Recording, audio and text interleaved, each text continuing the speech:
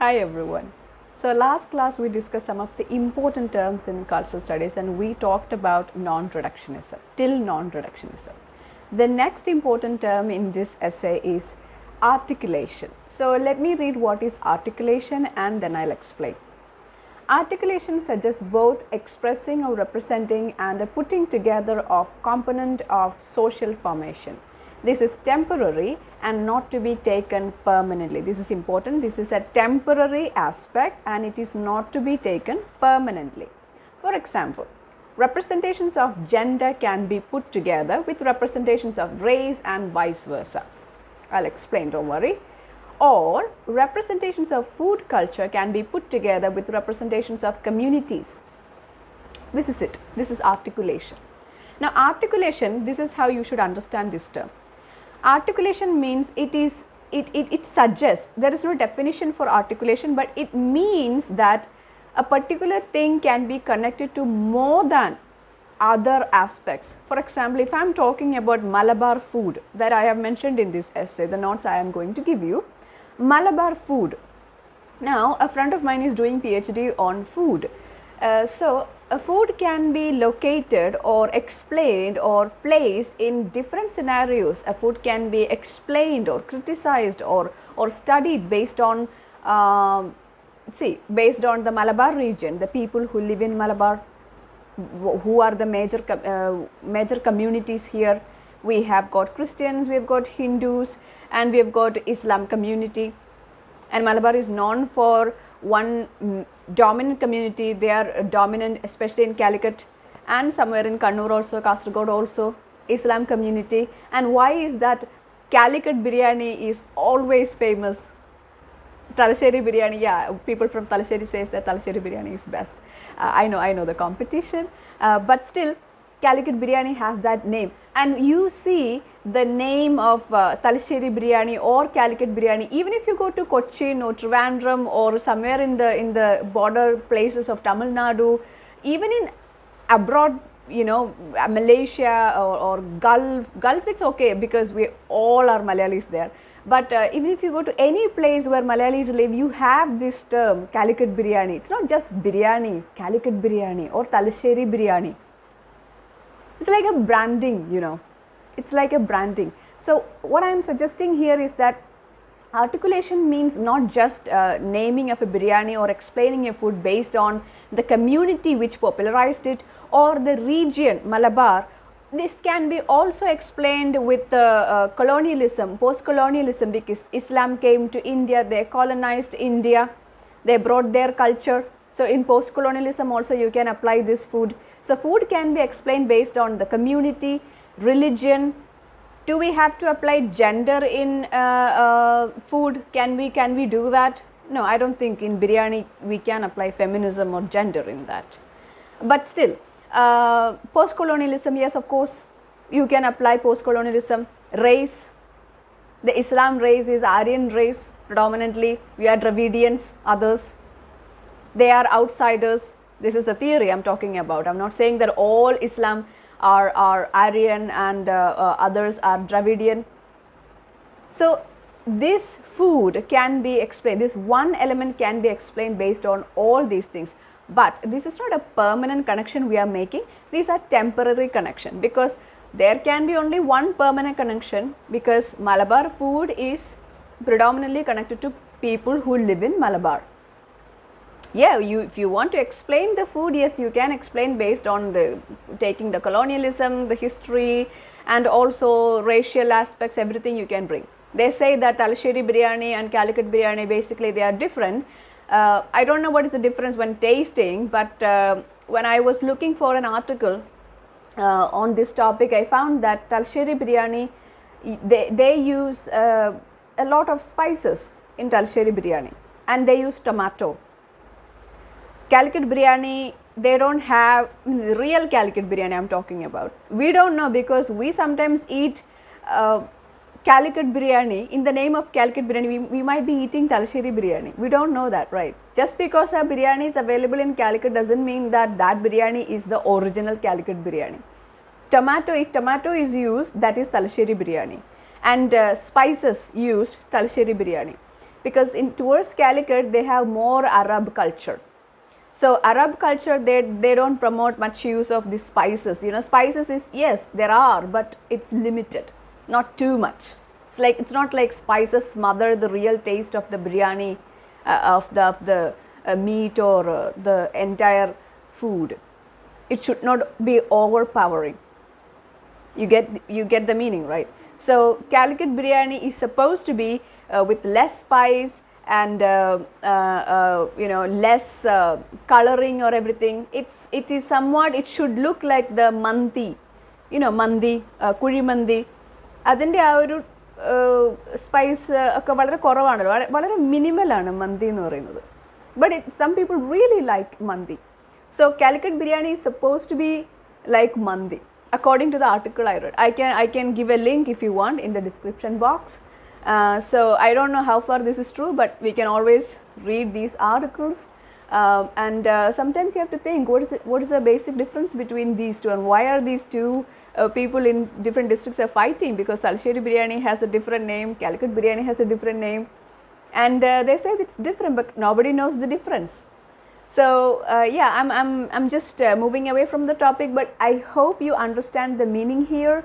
Articulation, this is something, not only food. For example, you can talk about anything. Just take for example a makeup look, or a particular hairstyle. The mohawk hairstyle, I always mention this, the mohawk hairstyle. Our boys, they have this hairstyle here in Kerala. You can explain that hairstyle based on gender. There are not only boys, girls also sometimes take this hairstyle. We can explain this hairstyle based on the race, because you see that taking the race, the American Red Indians, they had this tribal hairstyle. So from which we got inspired, and then we now imitate that hairstyle. We made some modifications, but now we have that. So we can explain it based on the tribal, based on the post-colonialism. So and also you can bring in some sort of gender also, because why is that it belongs to a particular gender? Is it because the Red Indians only men had this hairstyle? What did women look like? How was their hairstyle? And why women today, they sometimes take this mohawk hairstyle? So these are, sometimes you can explain one element by borrowing from other aspects, other areas. This is basically articulation. The next term is power. I know that everybody is scared of the term power, and everybody wants power, because power means we are to be scared of whoever who has power, because those who have power can attack us, can bring us danger. So we are always attaching this negativity towards the term power. However, cultural studies does not have that negativity to this term called power. Now let's discuss what is power here. I'll read it and then we'll discuss.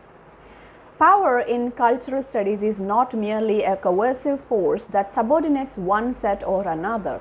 Power generates and enables any form of social action, relationship, or order. However, cultural studies has shown special interest with the subordinated groups. You see that? Cultural studies doesn't have a problem with the power or any groups with the power, but cultural studies is only interested, not only, often interested in the subordinated groups. That means the people who don't have power. A bit partial. I'll give you example to understand this power, and how power has that power to decide social actions or practices. We all are under some power that we don't know how to name it. For example, say, who decides that women should have, in order to look feminine or in order to look proper, women should have long hair? And who decides that for men to look proper, they should have close crop? They should not grow your hair long. If they grow it, they are rebels. If they should not shave it either, because if it is a shaven head, they are rebels again. So they have to keep this in between. But for women, it has to be at least in the level of the ears, or below that, or longer than that. Any length below this is acceptable. So who decides this? Who has written the rule book, the length of the hair and the appropriateness? So this is because somebody has power. Is it patriarchy? We don't know. Is it related to some colonizers who came first? We don't know that either. Are we sure that all men in the ancient times had short hair? Who brought this close crop idea? Is that the Britishers? Because at least some religious communities used to grow hair before the Britishers. Now nobody does, except the Sikh people maybe. So who has the power? Who decides it? Take another example. Take the example of public roads. Now who decides that the vehicles, the automobiles, they have to pass through the middle and pedestrians have to take the sides of the road? Why not pedestrians in the middle and vehicles on either side of the road? Now who decides? Is it the government? Or is it the people themselves? Democracy, right? We pay taxes, automobile, they have different taxes, pedestrians, they don't have to pay taxes. Now who decides this? That is the question cultural studies is interested in. So cultural studies always look for the people who suffer or the people who are marginalized or underrepresented. Because whenever there is marginalization happening or subordination happening, there is always a power above them or above that. So this is what is power in cultural studies. You can bring a lot of examples into this and it's very easy term to understand.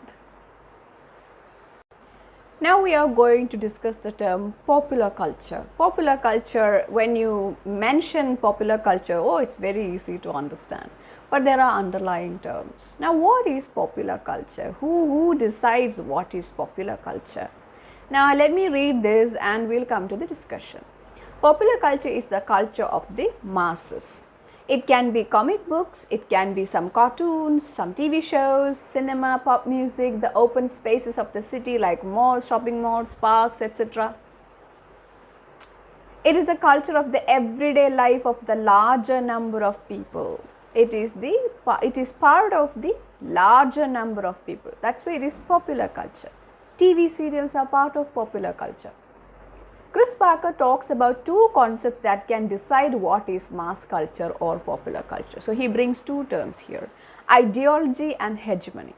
Now we discussed these terms in Marxism, I know that, but here let me again mention this, ideology and hegemony.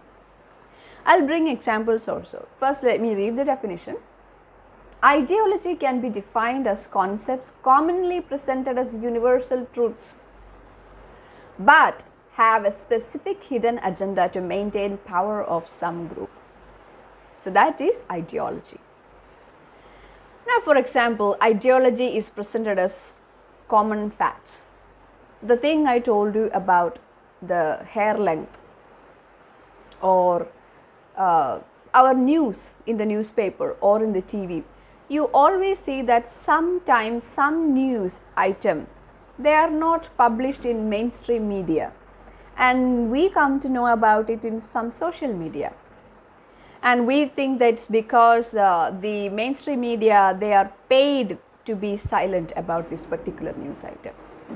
When a big brand is in trouble because of some sort of problem with the product, they always pay these mainstream media to keep their mouth shut about this particular news. So then social media comes out and leaks it. Then we think that there are some games behind all this. Now COVID-19 cases are discussed in TV, and we always come to know about this number of COVID cases, this rate and everything in each state. And TV news always present this as a fact, it's a common fact. But how many people they know that it's because the test rate in a particular state is more, that's why the COVID positive cases are rated higher in that state. That element is not at all discussed. Yeah, in some debates they discuss, but otherwise in a cliche TV news, they always give these numbers and we take it as truths. So this is called ideology. Now hegemony is a bit more overpowering term. Hegemony means it is visible. I'll tell you. If you look at 1950s, you can Google this if you like. Just Google 1950s American TV advertisements and women. Add the term women also. You will always find these advertisements of home appliances, especially with a woman operating it. So you will always find women in kitchen scenario. You won't find a woman in a career scenario, a working woman. She is always happy in her kitchen, serving food to her husband who comes home after work, and her children. And they're all well dressed, pristine, clear, kitchen so neat. And the hair, not even a hair strand is out of place. It's like, posing for a photo. So this term is really important, especially if you are taking feminism for your project or for your future studies. This term is important. I discussed this term in your note. Feminism called this symbolic annihilation. Symbolic annihilation, that means removing the pictures of women, images of women from other scenarios and including only them in the kitchen, the domestic scenarios. They try to present the idea of women who are only good if they belong to kitchen. So this is an example for hegemony. So these are the terms. You have ideology and hegemony, and this comes under popular culture. And these are the two things that mention what is mass culture, what is popular culture. Now, I told you about the symbolic annihilation in 1950s. Now, I think it is, I don't know whether the show is still there, Why Women Kill. It was a Netflix, I think it was a Netflix TV series, Why Women Kill, and they show this 1950s retro American domestic spaces, women getting abused by their husbands and women planning the murder of their husbands. If you watch that, you can see that almost it has become a genre in TV series that showing this retro aspect in women, that bright lipsticks and the cinched waistlines and the bright colored dresses, and always in their home rubbing and polishing their floors, worried about what to cook, what to serve when the husband comes home, and hosting parties for their husbands and pleasing his boss so that he'll get a promotion, always look presentable. Even if the husband has an affair, you are to keep quiet because it will affect the family's finance if the husband runs away with the mistress. So this show is based on that aspect, that symbolic annihilation, how women suffered. So this is becoming part of a popular culture these days, to show that this time period is one of the worst times for women. It has become part of popular culture. So this is why we decide that popular culture, we say that popular culture is decided by these two aspects. One is ideology and other one is hegemony. Now, what is text in cultural studies? Text doesn't mean that a text like this, something printed, something you can flip through. No, anything can be text. You will understand this when you go for your PhD. The guide, supervisor will ask you, what is your text? Your text can be a film, an advertisement, a particular magazine, a costume, fashion, food, makeup, anything can be text. So this is what cultural studies says about text. A text in cultural studies doesn't mean written text alone. Text can be anything where practices signify. That means a text can be anything where there are meaningful actions going on. We adopt a hairstyle, we embrace a hairstyle not because just, oh, we don't care about the looks. If we don't really care about our hair, we can just do anything on our head and not be bothered at all. But we need a specific look, because unknowingly that specific look, it indents or it gives a particular image in the society. That's why people shave their beard or trim their beard when they go for an interview. They don't go for that disheveled look. We dress nicely when we have an interview. Why? If you don't believe what society thinks about us or what the interview board thinks about us, then why are we dressing up nicely? Smell good? So there are meanings inside. The very reason why we dress up in the morning, the very reason why we arrange our hair in a particular way, this shows some sort of meaning. So wherever there is meaningful practices, whenever there is signification in this procedure, that can become a text. This includes images, sounds, clothes, food and activities. Now I'll give you an example about sound. When you watch a film, I don't know if you have noticed this, whenever there is a fat, I'm using the word fat here, we don't use that term anymore, a fat woman is shown on the screen, the entrance of a fat woman. That scene is always accompanied by this elephant trumpet sound, this trumpet sound. Exactly like the sound of the elephant, and it really brings that comic element. People laugh. Now, who decides that this sound? They are not showing an elephant, right? There is not even a mentioning of elephant, but there is this sound. Now, when there is a cute, I'm again using this cute, this heroine, the cliched cute heroine makes the entry. They are not playing a cat sound, because a cat is always the cute animal, right? They are not making a meow sound in the background. Then why only for fat woman there is a sound of an elephant? So there is some meaning in it. There is fat shaming in it. So fat shaming is no more tolerable. Some dearest films, our favorite films, they all had some fat shaming in some or other way. Fat or some sort of body shaming. Always remember that. Now in Malayalam cinema, Malayalam actor Indrans, whenever he is playing a role, he is always identified with giraffe or skeleton, or he is made the character, not Indrans, but his character is always made fun of, about his potential as a man, his stamina as a man. So there are some meaning even when you insult somebody. Another example to text is the unparliamentary words. In Malayalam, theri. I had met this person who had done a PhD on all the unparliamentary words in Malayalam. എന്തുകൊണ്ടാണ് ഒരു തെറി, ഒരു particular meaning, തെറി വാക്കുകൾക്ക് ഓരോ meaning ഉണ്ടല്ലോ, എന്തുകൊണ്ടാണ് ആ വാക്ക് ഒരു ഇൻസൾട്ടിങ് ടേമായി മാറുന്നത്? അതും ഒരു ടെക്സ്റ്റാണ്.